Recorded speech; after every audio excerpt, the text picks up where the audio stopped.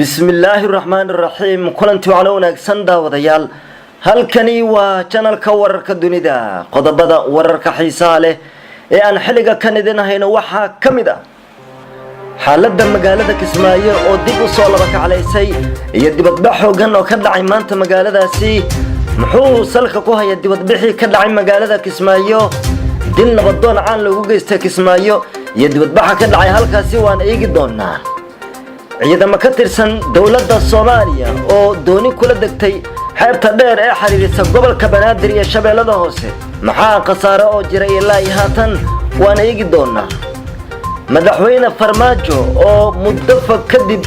go'aan ka qaatay qaraxii ka dhacay xarunta maamulka gobolka Banaadir waa maxay go'aanka uu qaatay madaxweyne Farmaajo waan idin haynaa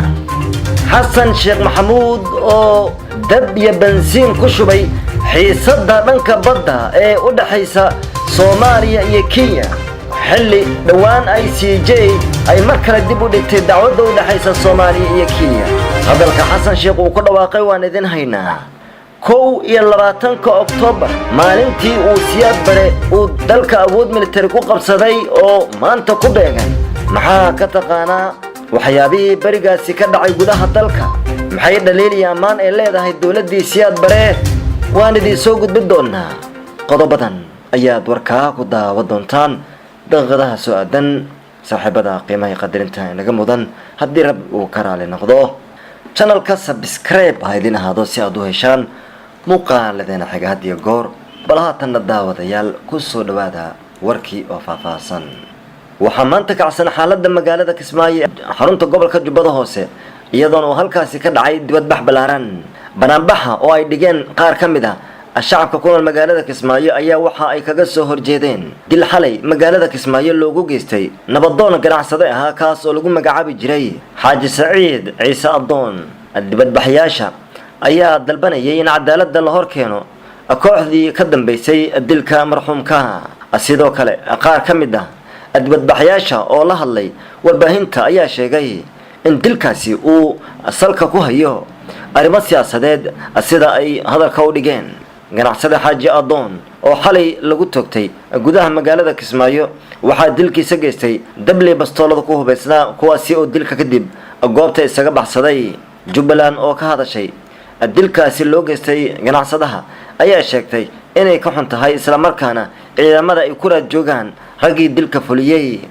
dilkaasi ganacsadahaasi loogu geystay magaalada Kismaayo ayaa waxa uu qayb ka yahay falal amni daro oo horay uga dhacay magaalada Kismaayo oo loogu geystay xubnaha dhaxalgalka ah ee ku sugan magaaladaasi wararka naga soo gaaraya xeebta badweynta Hindiya ee magaalada Marko ayaa sheegaya in xalay fiidkii ay ku degtay halkaasi doon ay wateen ciidan ka tirsan militariga Soomaaliya badda ayaa waxa wali ku maqan hub iyo ciidan iyadoo qaarna laga baadi goobayo gudaha badda halka kuwa kalena la soo badbaadiyay ciidankaasi ayaa waxay ka tirsanaayeen guutada 14 Oktoobar kuwaasi oo doon kaga baxay xeebta magaalada Muqdisho waxaana ay ku sii jeedeen magaalada Marko xarunta gobolka Shabeellada Hoose taliyaha ciidanka 14 Oktoobar ee magaalada Marko iyo 12 askari ayaa laga soo badbaadiyay badda kadib markii doontu ay fariisatay waxaana wali la baadi goobaya tiro kale askarta ka mid oo gaaraysa ilaa 3 kale saraakiisha gobolka ayaa warbaahinta u sheegay in ilaa 3 askari la leeyahay ku dhawaad 20 qori oo isugu jira AK47 BKM ama dabajeex wali lagu leeyahay badda ciidan kale oo iyaguna doonsita ayaa ku baxay goobta kuwaasi oo badbaadada u sameeyay taliyaha iyo ciidamada dawladda Soomaaliya gaar ahaan kuwa magaalada Marko ayaa waxa ku adag inay isticmaalaan wadooyinka dhanka dhulka ee gala magaalada Marko sabab la xiriira amni dari waxaana jirtay miilooyin fara badan oo al-shabaab ciidanku ugu aaseen wadooyinka gala magaalada Marko waana mid keentay in ciidanku isticmaalaan dhanka xeebta madaxweynaha dawladda Soomaaliya Maxamed Cabdullaahi Farmaajo ayaa go'aan ka gaaray muddo kadib buuxinta boosaskii ay ka geeriyoodeen agaasimayaal iyo gudoomiyaal degmo iyo mas'uuliyiin kale oo ka tirsanaa maamulka gobolka Banaadir kuwaasi oo ku dhintay qaraxii 24 bishii 7 ee July ka dhacay xarunta maamulka gobolka Banaadir madaxweynaha ayaa odayaal iyo xildhibaano iyo siyaasiyiin oo kulan la yeeshay dhawaan u sheegay in aanu qof aysan ogeyn madaxtooyada Soomaaliya iminka wixii ka dambeeya uusan xilka qaban doonin maamulka gobolka Banaadir ama dawladda hoose. Madaxweyne Maxamed Cabdullaahi Farmaajo ayaa ku wargeliyay tiro odayaal ah oo shakhsiyaad u ololaynayay sidaan xogta ku helay in iminka wixii ka dambeeya cid waliba oo dawladda hoose xil doonaysa inay ka qabato aad loo xaqiijin doono. maamulka gobolka Banaadir waxa ka banaan jagooyin fara badan oo isugu jira agaasimo waaxeedyo iyo gudoomiyaal degmo oo ku dhintay qaraxii ka dhacay xarunta dawladda hoose ee magaalada Muqdisho. madaxweynihii hore ee Soomaaliya Xasan Sheekh Maxamuud ayaa walaac xoogan ka muujiyay halka uu ku socdo kiiska dacwadda badda Soomaaliya iyo Kenya. qoraal uu bartiisa Twitter ka soo dhigay ayuu Xasan Sheekh Maxamuud walaac uga muujiyay in laga yaabo in sida waxay u socdaan hogaamin karto in kiiska badda lagu xaliyo meel ka baxsan maxkamadda cadaaladda ah ee ICJ. Xasan Sheekh ayaa yiri maxaa ku dhacay kiiskeeni badda maxkamadda ICJ dadkeena waxay xaq u leeyihiin sababta iyo sida kiiska dib loogu dhigay in loo cadeeyo mise tan waxay bilow u tahay heshiis ka baxsan maxkamadda. sidaas waxa yiri Xasan Sheekh Maxamuud dawladeena waa inay banaan ka timaadaa jawaab ku haboon ka siisa shacabka Soomaaliyeed ee ka warsugaya. sidaas waxa yiri Xasan Sheekh Maxamuud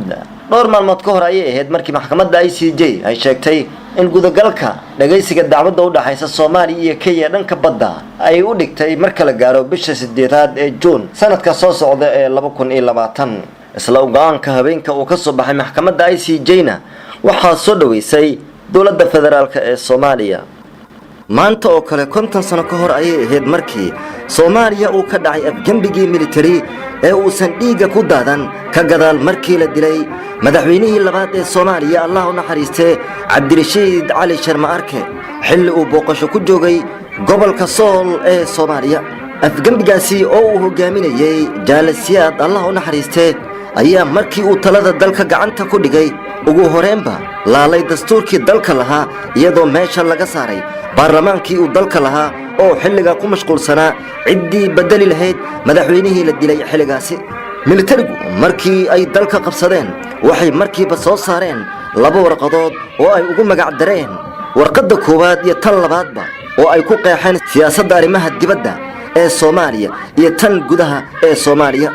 iyadoo sidoo kalena meesha laga saaray xisbiyadii faraha badnaa ee kacaanka ka hor dalka ka jiray. inqalaabka ciidamada ay dhigeen ayaa shacabkii Soomaaliyeed ee xilligaasi joogay waxay ka bixiyeen aragtiyo kala duwan, kuwa oo qaarkood soo dhaweeyay iyo kuwa mucaaraday oo u arkay in militariga aan loogu talagelin siyaasadda balse shaqadoodu kaliya tahay burburin. halka aragtida dadka qaar ay qabeenna ay taa ka duwaneed oo ay aaminsanaayeen in xaaladii dalka ka jirtay barigaasi in ay dhaantay in la helo isbedel siyaasadeed oo weyn. kacaankii dalka la wareegay ayaa talaabooyinkii u horeeyay ee uu qaaday waxaa ka mid ahaa qaadashadii mabda'ii shuuciyada ee hanti wadaagga kaasoo lagu soo dhaweynayay xukuumaddii midowgii Sofiyeeti ee xilligaasi jirtay, taasoo mandiqadan istiraatiijiyad military ka lahayd maadaama uu barigaasi socday dagaalkii qaboobaa ee u dhaxeeyay wadamadii galbeedka iyo bariga, ama haddii aan si kale u dhigno labadii gaashaanbuureed ee Warsaw iyo NATO. waxqabadkii kacaanka marka la eego ayaa ahaa mid 6 sano ugu horeysay wax badan ka bedelay siyaasadii dalka ku socday ka gadaal markii mashaariic isdabayaal uu keenay sida ololihii sida qabyaalada waa sida warka loo dhigay ololihii qorista farta hooye ee Soomaaliga, abuuritaanka mashaariicdii shaqada loogu abuurayay dhalinyaradii Soomaaliyeed oo xaalado shaqo la'aan baahsaneed ay haysatay bariga. sidoo kale talaabooyinkii kacaanka lagu xusayo ayaa waxaa ka mid ahaa qarameyntii shirkadihii ajaanibtu maamuli jirtay ee dalka ka jiray sida bangiyadii batroolkii. waxaa kaloo lacag la'aan laga dhigay waxbarashadii dalka, caafimaadka iyo ugu dambeyn xoreyntii dhulka Soomaaliyeed ee gumeystayaasha ka jiray. sanadka markuu ahaa 1976 ayay ahayd markii ay bilaabatay musiibadii dalkan ka curatay kadib markii la sheegay in taladii dalka gacanta loo geliyay xisbigii hanti wadaagga Soomaaliyeed oo uu xogayaha guud ka noqday Allah u naxariistay jaalisiyaad. xubnaha ugu badnaa ee xisbigaas ayaa waxa ay noqdeen saraakiishii xukunka qabatay oo dareyskii ciidanimo soo dhigtay soona gashtay dhar cad si ay ugu muuqdaan dad rayid ah. inkastoo kacaanku wax badan qabtay haddana dhaliishiisuu watay ka gadaal markii uu soo baxay sharcigii xeerka qoyska sanadka markuu ahaa 1974 markaasoo culimmadii Soomaaliyeed ay ka soo horjeesteen sharcigaas taasoo keentay in dharaar cad culimmadaasi dhagta dhiiga loo daro. sidoo kale taliska ayaa waxaa lagu dhaliilay nidaamkii diktatoriyadda ama kali talisnimada iyadoo markii dambena qabiilkii uu ka awood badnaaday awoodii dawladnimo. dhaliisha kacaanka ayaa waxaa kaloo ka mid ahaa in uu jiray nidaamkii naasnuujinta iyo nin jeclaysiga qabiilnimo oo markii dambe qayb ka noqotay maamulkii siyaad bare ee dalka. si kastaba wax dhammaystiranba ayaan dunidan ka jirin, sidaasi daraaddeed kacaankaasi waxa uu lahaa dhaliil iyo wanaagba, taasoo markii dambe keentay in dalka ay ka hana qaadaan jabhado hubaysan oo ay ugu horeysay jabhadii la oran jiray SSDF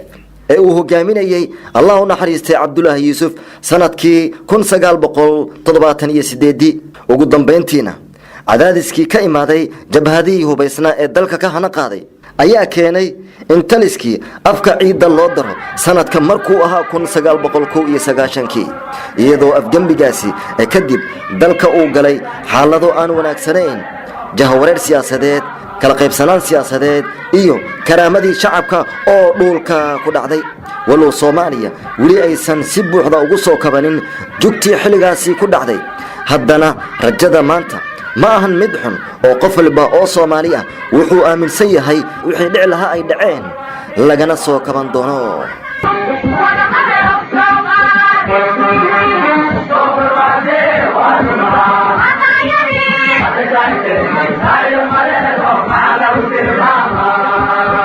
warkii oo aad kala socoteen daawadayaal channelka wararka dunida xiliga kan waa naga intaa. daawashada wacan warkeena waad ku mahadsantihiin. nabadgelyo.